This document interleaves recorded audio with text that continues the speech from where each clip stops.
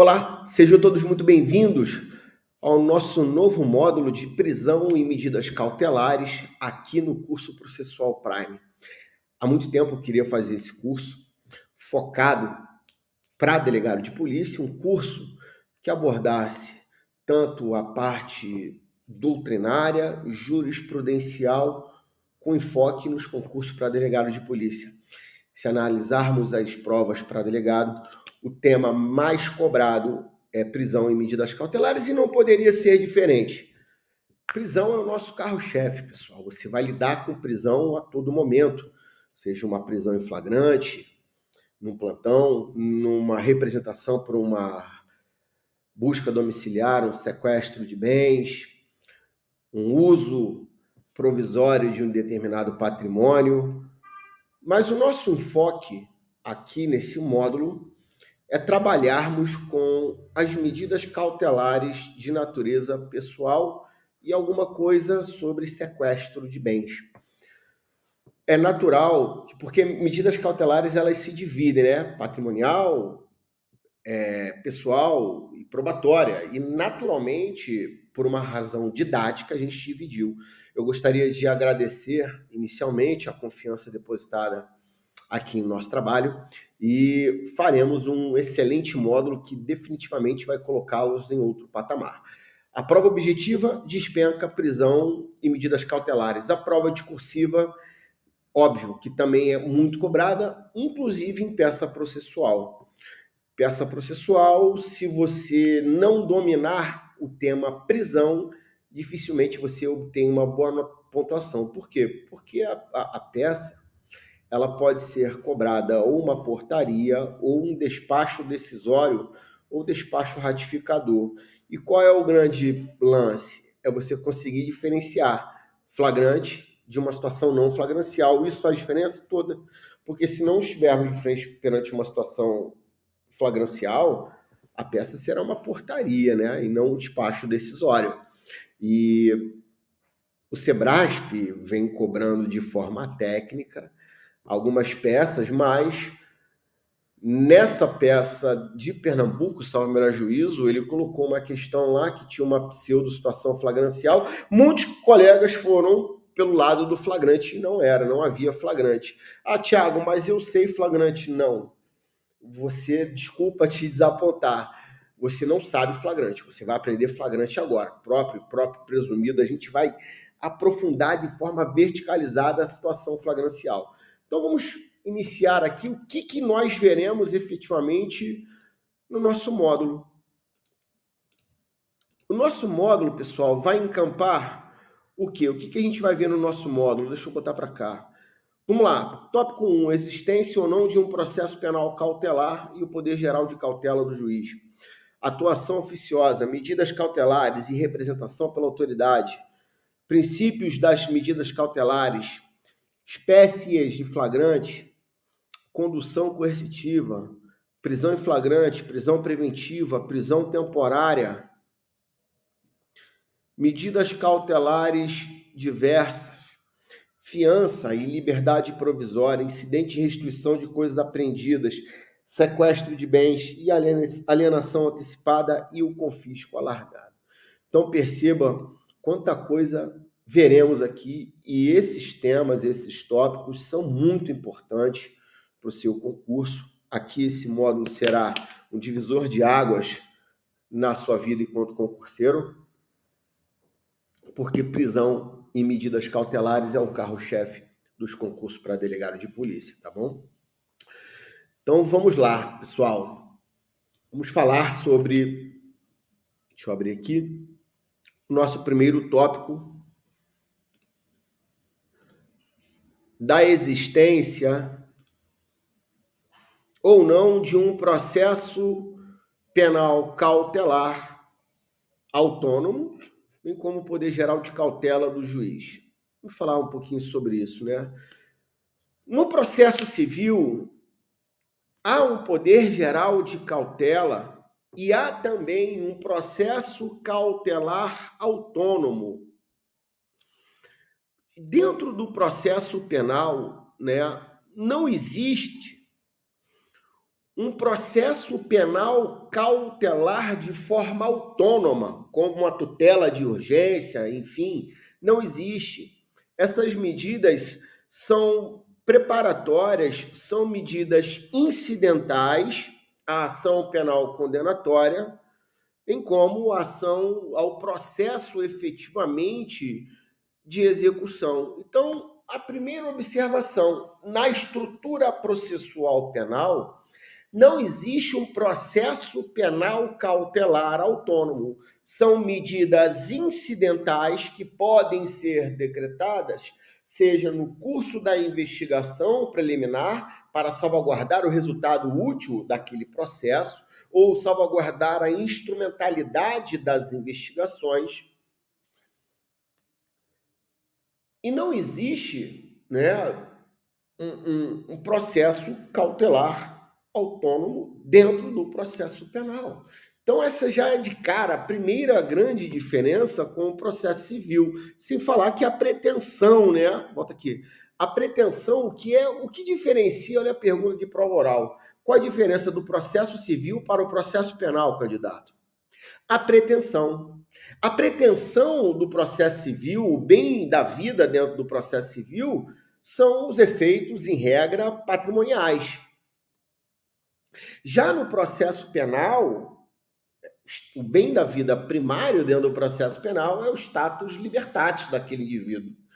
Então, a pretensão, o que diferencia o processo penal, de acordo com o professor Marinoni, e o processo civil é a pretensão. A pretensão é distinta e o que faz diferenciar. E, naturalmente, como o professor Auri também nos ensina, lá na teoria geral do processo, falando um pouquinho sobre ação penal, rapidamente, só para vocês entenderem, a doutrina processual penal, em sua maioria, ela exportou as condições da ação para dentro do processo penal. As condições da ação do processo civil trouxe para dentro do processo penal. Professor Auri tece severas críticas porque a pretensão do processo civil é distinta do processo penal. O bem da vida aqui é distinto, completamente distinto.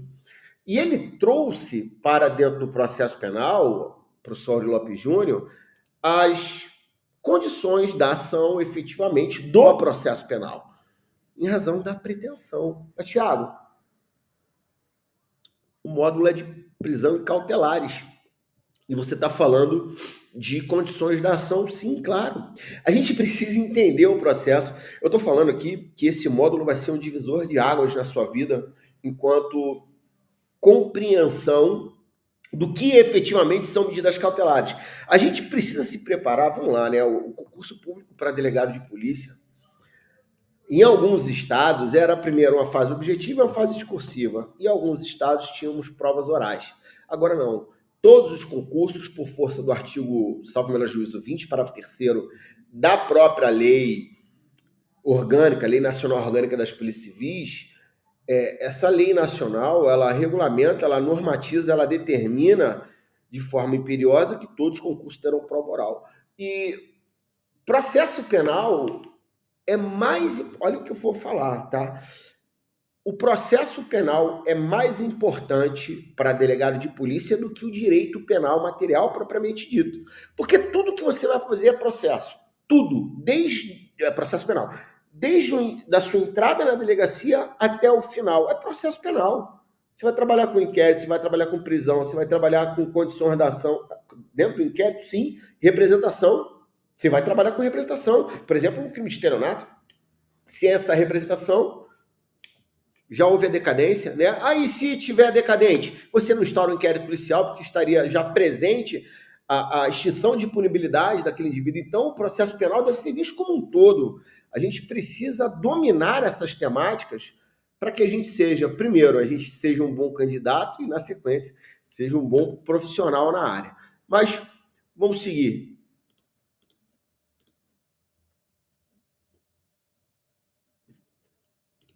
E como se dividem as medidas cautelares, né? As medidas cautelares, pessoal, elas se dividem em medidas cautelares pessoais, que, por sua vez, as medidas cautelares pessoais, por sua vez, se dividem em medidas cautelares pessoais aflitivas, pode anotar, aflitivas, que são as prisões, e medidas cautelares restritivas, que são as medidas alternativas às medidas do 319. E dividem-se ainda em medidas cautelares patrimoniais ou reais e medidas cautelares probatórias. E o flagrante, como a gente vai ver no momento adequado, após a alteração da Lei 12.403, de 2011, passou a ser medida pré-cautelar, de acordo com a doutrina majoritária. A gente vai imergir ainda nisso, essa é a parte introdutória, tá? Porque a prisão ela não se presta para salvaguardar o resultado útil de nada. É apenas para salvaguardar ali meios de prova, impedir a consumação do delito, identificar o suposto autor do fato e colocar à disposição do juízo aquele indivíduo, caso tenha necessidade de manutenir a segregação ambulatorial daquele indivíduo. Então, percebam, por isso que seria pré-cautelar, a gente vai aprofundar melhor mais para frente. E as medidas cautelares reais ou patrimoniais. Por que essa distinção? Eu já explico mais na frente também no momento adequado. Esse aqui não é um temas sensíveis que a gente está adaptado a lecionar. Temas sensíveis são temas importantes que a gente joga, mas não aprofunda. Aqui eu vou imergir. Esse é o lugar adequado para a mudança de paradigma do seu entendimento. E é com base nisso que a gente vai trabalhar. E as medidas cautelares reais ou patrimoniais, a princípio, vamos trabalhar com essas duas nomenclaturas, mas mais um pouco para frente a gente vai trabalhar com medidas cautelares patrimoniais. Por favor, não utilize mais a expressão medidas cautelares reais, porque daria a entender que somente seriam bens imóveis, quando na verdade não o são, tá? Mas vamos imergir no momento adequado. As medidas cautelares reais ou patrimoniais seriam o arresto, sequestro, a hipoteca legal, estariam estampadas, né, no 125 a 131, sequestro de bens imóveis, o sequestro de bens móveis no 132, deixa eu só aumentar um pouquinho a fonte aqui,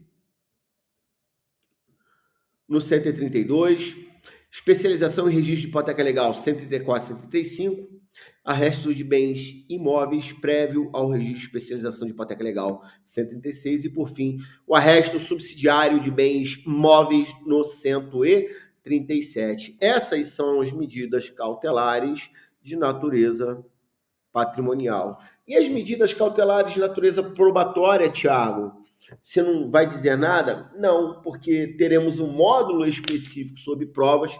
Esse módulo ficaria muito extenso. Eu mesclaria tanto prisão com medidas cautelares probatórias. E vamos ter um módulo específico sobre provas. Antes de definir qual módulo faria, eu fiquei muito dividido entre prisão e medidas cautelares probatórias, provas propriamente dito, né? Mas por uma razão estratégica, eu optei por fazer um medido de prisão.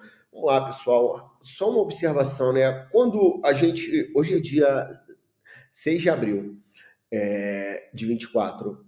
Quando existe esse período que estamos nos encontrando de poucos editais publicados, é o momento adequado para a gente imergir, é o momento adequado para a gente ganhar musculatura, é o momento adequado para a gente angariar conhecimento, se munir de informação, aglutinar conteúdo e irmos para um próximo concurso.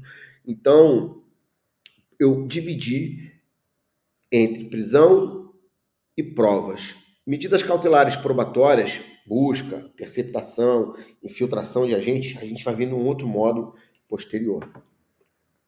Vamos falar um pouquinho da decretação de medidas cautelares de ofício pelo juiz. O Código de Processo Penal, ele é da década de 40, E em muitos dispositivos, ele traz, melhor, ele trazia, ou traz ainda, né? Porque houve uma revogação parcial de alguns dispositivos, ou revogação tácita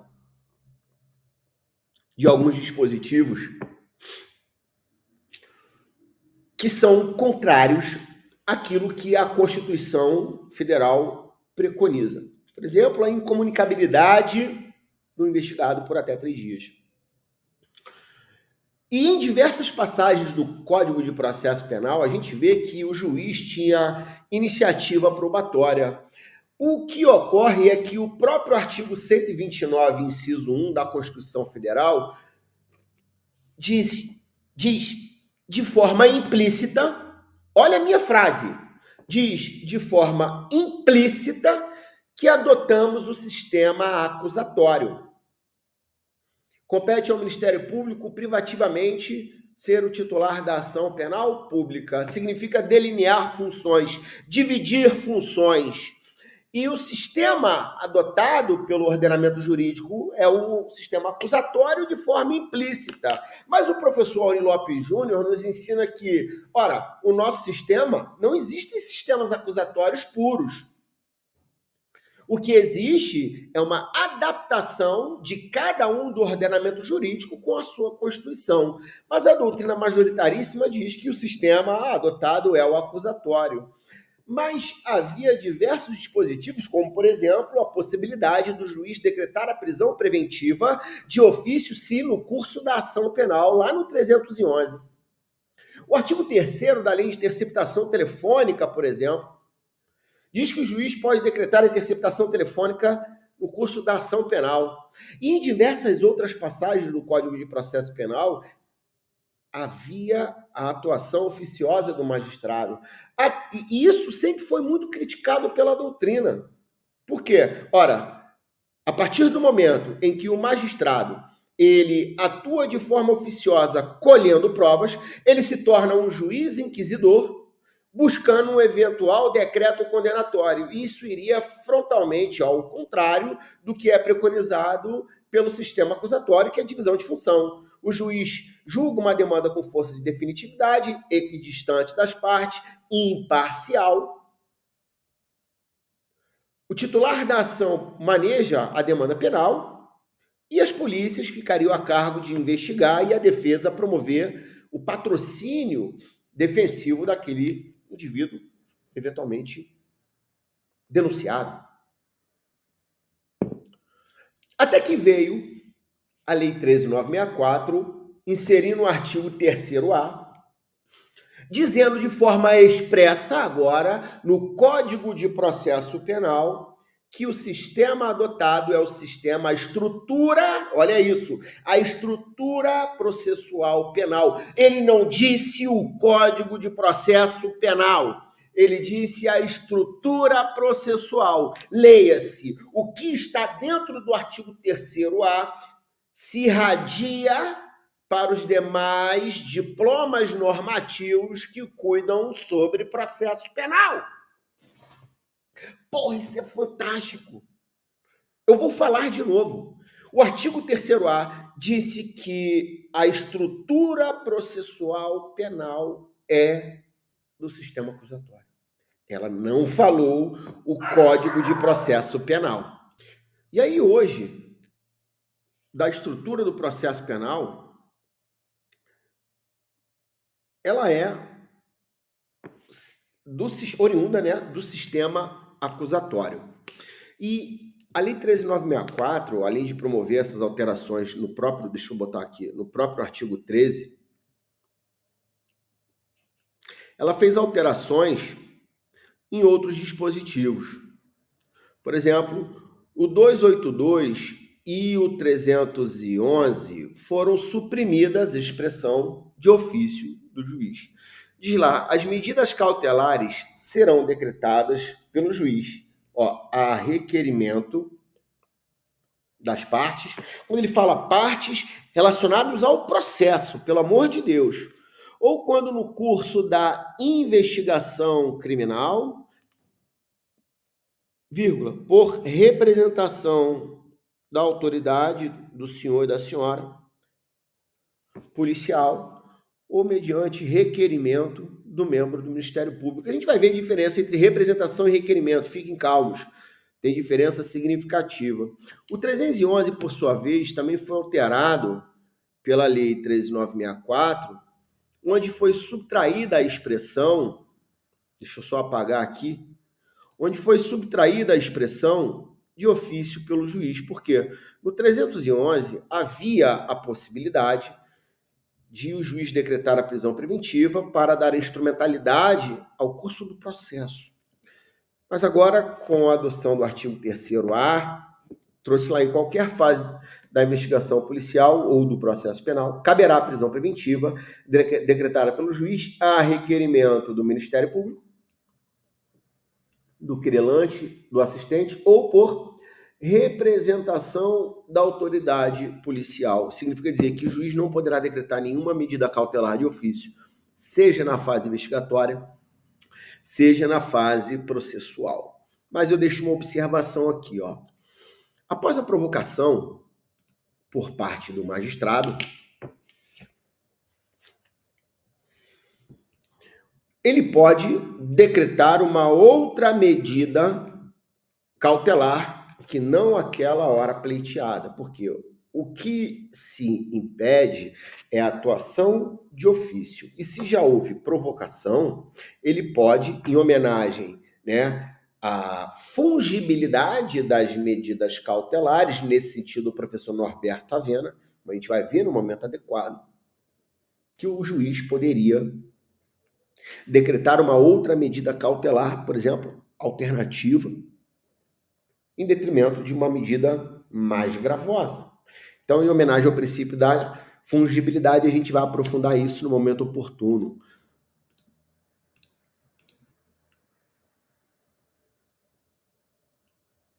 O juiz também não pode, ele não poderia decretar uma medida cautelar de ofício, mas, perceba, para melhorar o status libertatis daquele indivíduo, o juiz pode agir de ofício para revogar, porque haverá uma melhora na situação libertária daquele indivíduo, que o juiz não pode atuar de ofício restringindo o status libertatis. Mas se for uma medida cautelar menos gravosa, mais libertária, melhorando o status libertatis daquele indivíduo, ele poderá atuar de forma oficiosa. Tem uma observação aí que lá na frente, quando a gente estiver vendo prisão preventiva, a gente vai ver, tá? Vamos lá, vamos falar um pouquinho sobre... Então, a gente viu, agora, nessa pequena explanação, sobre a impossibilidade de atuação oficiosa do magistrado. Em homenagem ao sistema acusatório, que isso violaria o que está estampado na Constituição de forma implícita e de forma explícita dentro do artigo 3º-A do Código de Processo Penal. Vou falar um pouquinho sobre tutela antecipada e tutela cautelar no processo penal.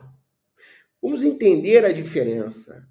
A tutela antecipada, ambas têm por finalidade salvaguardar o bem da vida, ambas têm por finalidade dar instrumentalidade, né, ao processo, só que uma delas tem como efeito antecipar a tutela final, o provimento jurisdicional final, e seria dado, ao final do processo, ela vai ser dada de maneira incidental, no curso daquele procedimento.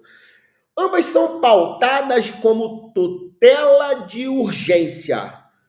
O fator temporal é extremamente prejudicial para o processo. Então, precisa-se de um instrumento, tutela cautelar, que tem por finalidade pautada na tutela de urgência. O que diferencia ambas, preste atenção, medida cautelar e tutela antecipada. Esse é o cerne. Qual é a diferença? A diferença entre ambas reside Aonde, Tiago? Na finalidade. Ambas são pautadas na tutela de urgência.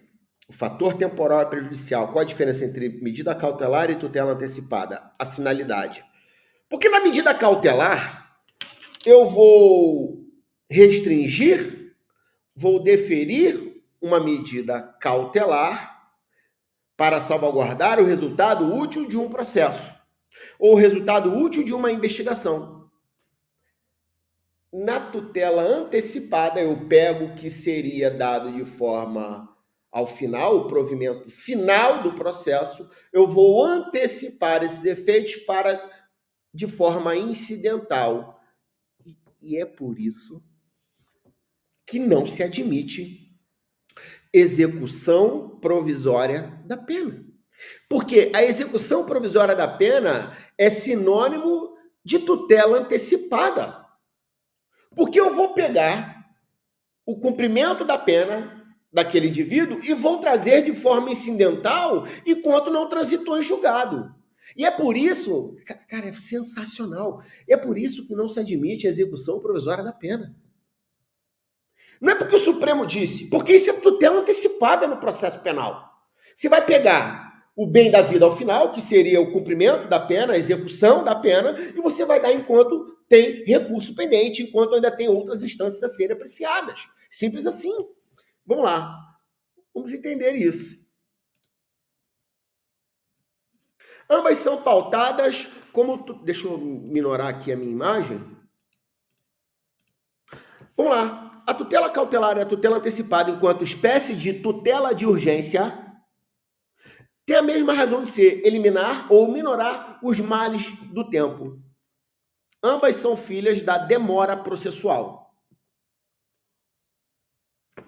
A tutela cautelar, prisão, sequestro de bens, busca domiciliar, tem por finalidade assegurar a utilidade e a eficácia de um provimento jurisdicional futuro. Ora, se você não me der essa busca domiciliar agora, talvez aquela arma de fogo utilizada para matar Mévio não se encontrará mais naquele ambiente. Ante o perigo da demora. Aqui a gente trabalha com periculum in mora, a depender da natureza da medida. Porque nem tudo, como requisitos de cautelares, é o periculum in mora e o periculum e o fumus bonis iuris. Mas trazendo para dentro do processo penal é periculum libertatis ou fumus comissi delicti. Mas nem sempre o que está em jogo na tutela é o status libertatis para que justifique o periculum libertatis. Porque, por exemplo, no sequestro de bens, trabalhamos com periculum in mora, não com periculum libertatis, porque não é o status libertatis daquele indivíduo que está em jogo. A gente vai aprofundar melhor isso no momento adequado. Por hora, eu preciso que vocês entendam a diferença entre tutela antecipada e medida cautelar dentro do processo penal. Então, a tutela cautelar, ela tem por escopo, ela tem por finalidade salvaguardar a utilidade, salvaguardar o resultado útil de um processo ou o resultado útil daquela investigação. Já a tutela antecipada, equipe, a tutela antecipada, desde já, ela tem como forma eliminar os males de perigo, de demora, bem como segurar o resultado do futuro. Mas ela propicia, desde logo, uma antecipação total. A tutela antecipada, ela propicia a antecipação total ou parcial dos efeitos da tutela jurisdicional que será proferida em tempo ainda muito distante. Ou seja, antecipam-se os efeitos do provimento satisfativo a ser futuramente emitido para satisfazer, ainda que provisoriamente, os interesses do autor. Ou seja, trabalhamos com uma tutela uma tutela satisfativa. E na medida cautelar, trabalhamos com uma tutela conservativa. Então, medida cautelar, tutela conservativa. Tutela antecipada, trabalha-se com a tutela satisfativa. O que seria dado ao final vai ser dado de forma antecipadamente, seja total, seja parcial. E por isso, e agora começa a fazer sentido, né, as coisas, e é por isso que não se admite a execução provisória da pena. Porque a execução provisória da pena é tutela antecipada. E não se admite tutela antecipada no processo penal. Em homenagem ao princípio da presunção de não culpabilidade ou presunção de inocência, como você assim preferir. Começa a fazer sentido as coisas. A gente precisa ter uma mente aberta. Não é porque o Supremo falou que o Supremo não admite a execução provisória da pena. A primeira pergunta que o examinador vai fazer, por quê? Você tem que falar tudo isso. Medida cautelar e tutela antecipada. Começaram a fazer sentido, né? As coisas, é mais ou menos por aí. Esse é o nível do nosso módulo. É assim que a gente vai sair depois que acabar o nosso módulo. Tá bom? E a diferença, como eu disse, reside na finalidade que orienta a decretação da medida. Não será constitucionalmente legítima a medida que tenha por escopo antecipar total ou parcialmente os efeitos da condenação penal e, portanto, seja satisfativa, ainda que de caráter provisório, execução provisória da pena. Né? Então, não se admite. Tranquilo? Beleza? Vamos falar de medidas cautelares inominadas e poder geral de cautela do juiz no processo penal. Vamos lá. Deixa eu baixar aqui que eu tô com um pouco de dor na coluna. Vamos lá, pessoal. Medidas cautelares atípicas ou medidas cautelares inominadas e o princípio do poder geral de cautela do magistrado.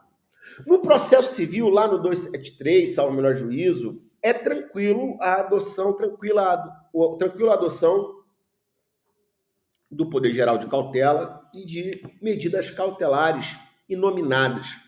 Mas preste atenção, o processo penal, ele lida com o bem jurídico, o segundo maior bem jurídico importante previsto na Constituição. Como assim, Thiago? Sim, o bem jurídico mais caro previsto na Constituição, lá no artigo 5º, o primeiro é o direito à vida. Ele vem em primeiro lugar. Em segundo lugar, ele vem a liberdade. A liberdade do indivíduo é cara, né? Imagine, perder a liberdade aos 20, 15 não, porque é adolescente, né? Mas pode ficar lá com internado para tratamento, mas enfim. Imagina perder a liberdade.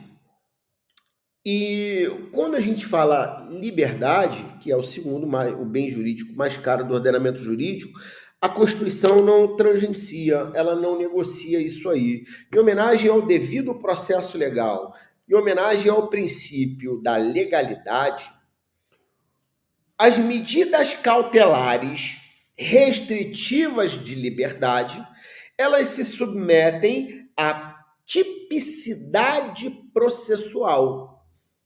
Vamos entender a tipicidade processual.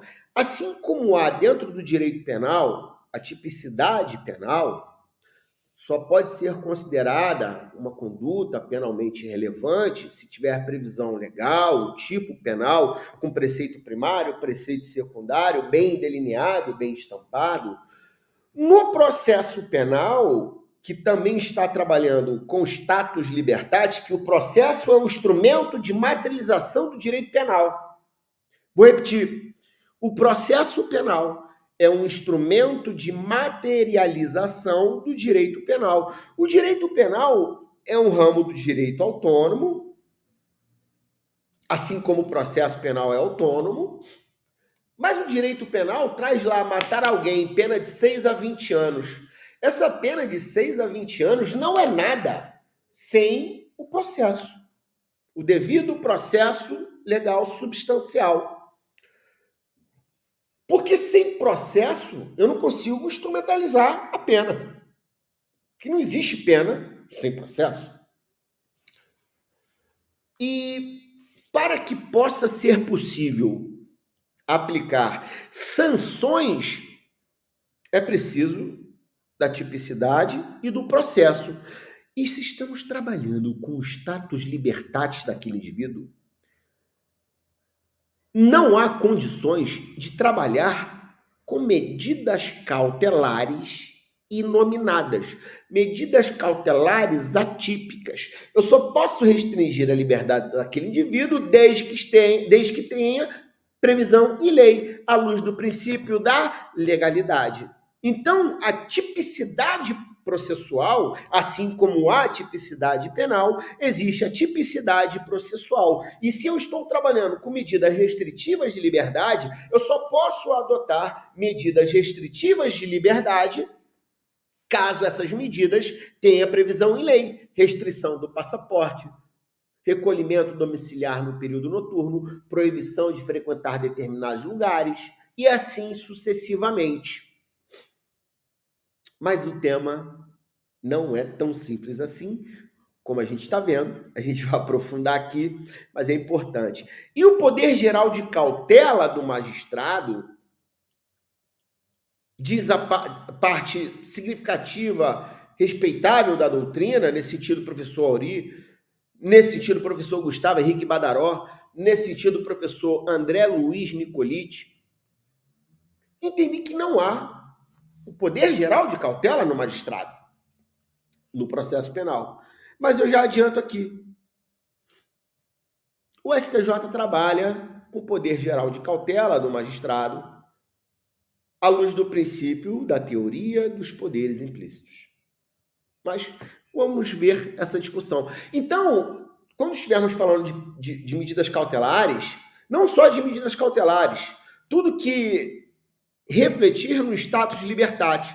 Por exemplo, você, delegado de polícia, você, delegada de polícia, só pode prender alguém em flagrante se houver o quê? A tipicidade processual. Está cometendo, acaba de cometer, é perseguido logo após ou ele é encontrado logo depois com objetos, papéis e armas que façam presumir ser ele o autor da infração. Porque fora dessas hipóteses, não é possível a decretação da prisão em flagrante daquele indivíduo por ausência de tipicidade processual. E essa tipicidade processual, ela é estendida também para as medidas cautelares. E é isso que a gente vai ver a partir de agora.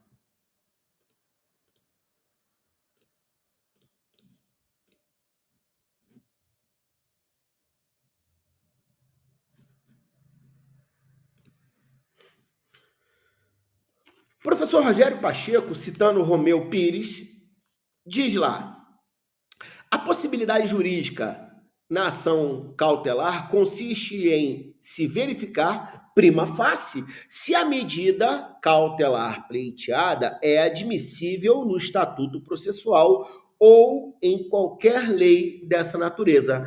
Existe uma tipicidade processual não diferente da tipicidade do direito substancial, ou seja, direito material. Portanto, importa verificar se o pedido do autor pode subsumir-se num dos modelos descritos nos preceitos normativos vigentes, normativos do direito vigorante. Inexistindo no ordenamento jurídico a medida cautelar pleiteada, não há possibilidade jurídica do pedido do autor. Então, perceba, parcela da doutrina trabalha com a tipicidade processual. Diz o professor Auri, não existem medidas cautelares atípicas no processo penal, não havendo poder geral de cautela, sob pena de violação do princípio da legalidade em sua vertente taxatividade, o qual assegura aos cidadãos que ninguém sofrerá medidas estatais se não autorizadas em lei. Para essa corrente não é aplicável a previsão do 297, eu falei 273, né? Perdão. Do 297 CPC por violação ao princípio do devido processo legal, não sendo cabível a interpretação extensiva nem aplicação analógica. Então percebam, pessoal, que parcela da doutrina não trabalha com cautelares inominadas e inadmite o poder geral de cautela. Doutrina, eu ouso afirmar aqui que quase majoritária. Na doutrina é muito criticado esse poder geral de cautela e medidas cautelares inominadas. Por quê? Porque o que está em jogo, o que está em voga, é o direito restritivo, ambulatorial. E não, sem a previsão legal, não poderia o Estado restringir o status libertatis daquele indivíduo, tá? Mas o que diz a jurisprudência e o que diz o Supremo? Começamos a emergir em jurisprudência. Aqui a gente já ganha a primeira discussão, já ganha o primeiro destaque, já ganha a primeira musculatura para você compreender a temática. Vamos entender. O tema não é pacífico e diverge nos tribunais superiores. O STJ, ele nos ensina que é possível a adoção de medida cautelar inominada, mas desde que essa medida seja menos gravosa, ou seja, você vai melhorar o status libertatis daquele indivíduo. Olha, eu não vou decretar a prisão preventiva desse indivíduo, eu vou impossibilitá-lo dele ter acesso a contas bancárias para não prendê-lo preventivamente. Pode? É possível? Sim, porque você está melhorando o status libertatis daquele indivíduo. Olha, se eu não aplicar essa medida, eu vou ter que te prender. E aí admitiria, nesse caso, o poder geral de cautela, bem como medidas cautelares inominadas. Quais são as condições, Tiago? Está aqui, eu as coloquei aqui. Primeiro, essa medida de menor lesividade. Segundo requisito, cobertura legal suficiente da limitação dos direitos que a medida restringe, ou seja, ela deve ser eficaz. Terceiro, exigência de infraestrutura necessária à sua aplicação, ou seja, aqui é poder de fiscalização. Então percebam, esses três requisitos são normativa, são matrizes orientadoras para aplicação de medidas cautelares inominadas dentro do processo penal. E aqui eu trouxe alguns julgados para a gente já dominar essa temática. Então, em regra, a doutrina não admite poder geral de cautela e não admite medidas cautelares inominadas no processo penal. Nesse sentido, Gustavo Henrique Badaró, professor André Luiz Nicoliti, professor Auri Lopes Júnior, não admitem. No entanto, a jurisprudência vem encampando, observando três características. E aí, o que diz os tribunais superiores? Vamos lá.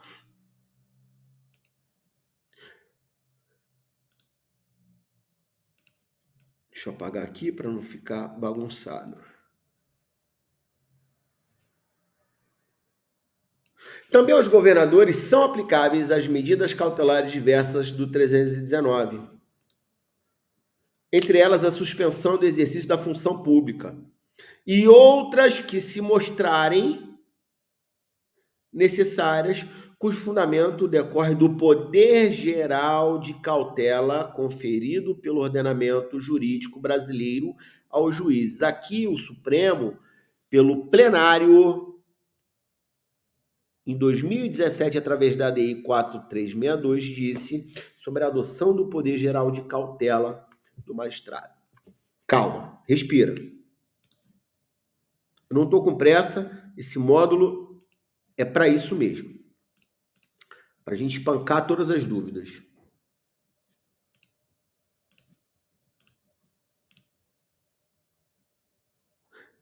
Eu vou me tirar da tela aqui rapidinho, tá, pessoal? Para melhorar a visualização.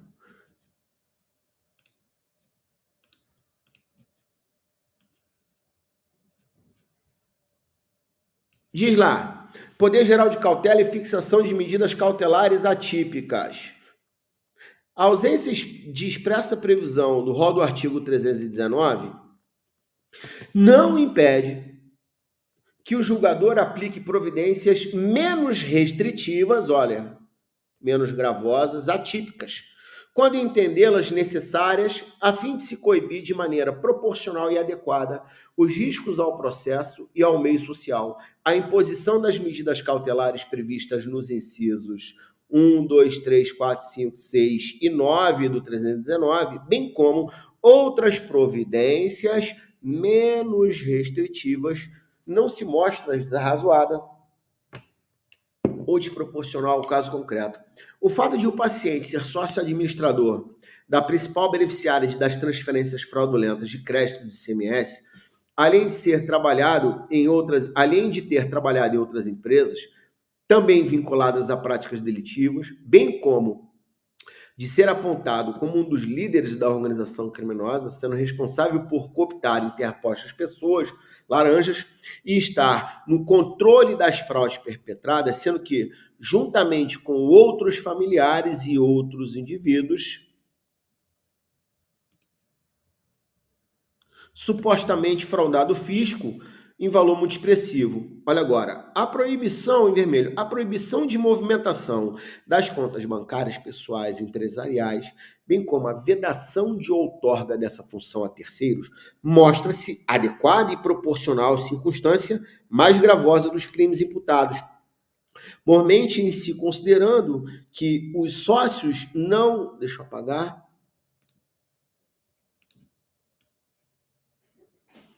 Os sócios, deixa eu me achar aqui, não interromperam as operações financeiras e fraudulentas, objeto de questionamento que também obsta a flexibilização do afastamento do exercício da atividade econômica ou financeira da empresa. Ademais, a autorização de outorga de procuração a terceiro de sua confiança ou de permanência na atividade de gestão da empresa acabaria por permitir que o paciente continuasse a controlar finanças da sociedade e, consequentemente, desse segmento à prática delitiva. No que se refere a cautelar de incomunicabilidade de seus familiares, considerando que todos são correios da mesma ação penal, no qual gerir concurso para a prática dos crimes investigados. A imposição de medida é fundamental para evitar a reiteração delitiva, assim como desmobilizar a organização, mostrando suficiente para resguardar o resultado útil do processo de 2020, o STJ, HC 534095. O que o STJ fez aqui? Aplicou como medida cautelar diversa a impossibilidade dele gerir a própria empresa, bem como outorgar procurações. Isso está no 319? Não, mas foi uma medida cautelar atípica menos gravosa do que uma monitoração eletrônica, do que o recolhimento do período noturno, do que ele frequentar a própria empresa. Ele pode ir à empresa, dentro da impossibilidade de frequentar determinados lugares.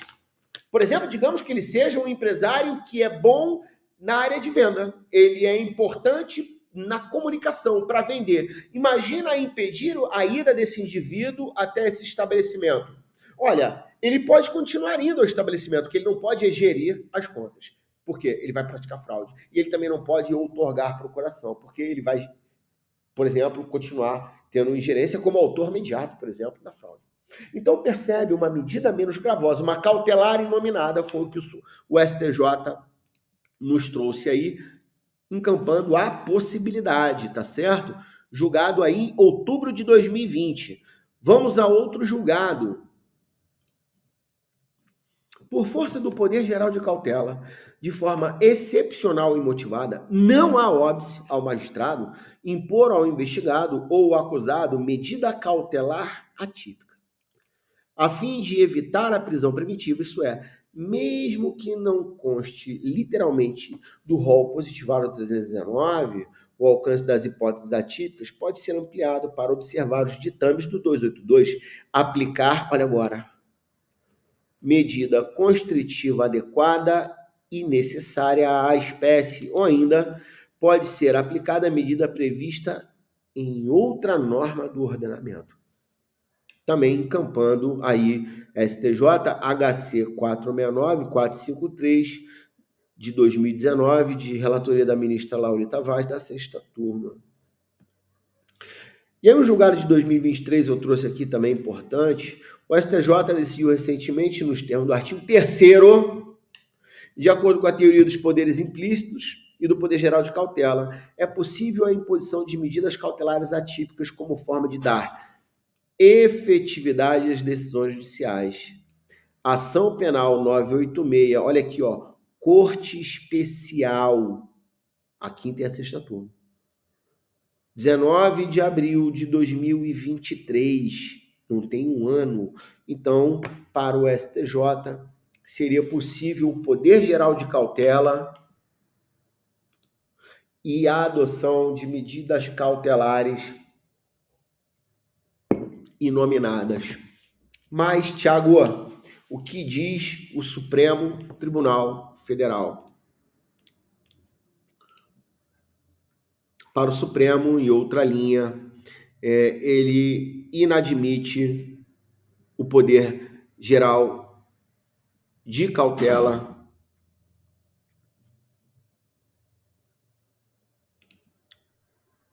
deixa eu voltar aqui. E não existe o poder geral de cautela. Olha o que diz o Supremo Tribunal Federal. Processo penal, poder geral de cautela, incompatibilidade com os princípios da legalidade estrita e da tipicidade processual. Eu não trabalho com vaidades, eu não trabalho com nomenclaturas comezinhas, eu não estou aqui para provar o meu conhecimento, estou aqui para te passar conhecimento. Se eu utilizo essa expressão tipicidade processual é porque eu extraí de algum lugar. Supremo falando de tipicidade processual. Se ele falou, a gente deve ficar alerta. Vamos lá, vamos voltar ao material.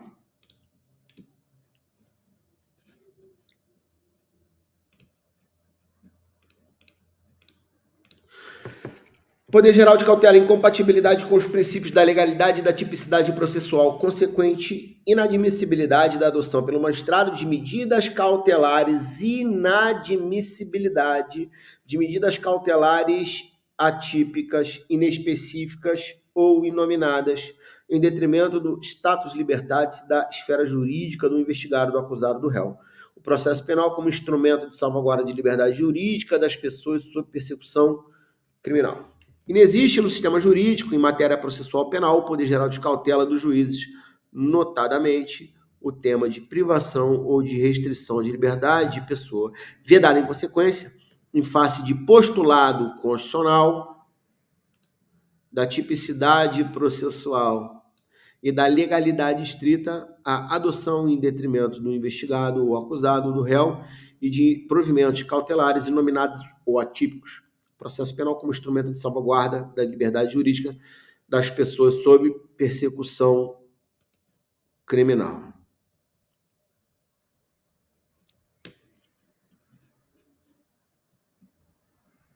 E aí um outro julgado também de 2020. Deixa eu apagar aqui.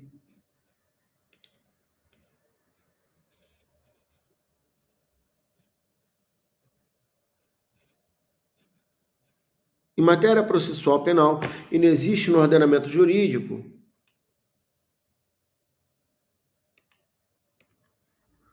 o poder geral de cautela, notadamente tema privação ou restrição de liberdade de pessoas. Consequentemente, é vedada a adoção de provimento de cautelares inominados ou atípicos em detrimento dos investigados, acusado ou réu. Então tá aí o julgado de 2020, formativo 994 do Supremo Tribunal Federal. E aí, como eu disse lá no início da aula, sobre a atuação oficiosa do magistrado, diz lá o artigo 3º. Opa, deixa eu voltar aqui. O processo penal terá estrutura acusatória, vedada a iniciativa do juiz na fase de investigação e substituição da atuação probatória do órgão de acusação, tá? E Opa, deixa eu interromper aqui. A gente vai voltar na atuação oficiosa porque a gente vai se debruçar sobre alguns julgados. O que eu disse momentos antes? Eu falei que, em homenagem à estrutura acusatória, não existe mais a possibilidade da atuação do juiz de ofício. Isso é o que a doutrina trabalha de forma expressa e muito severa criticamente.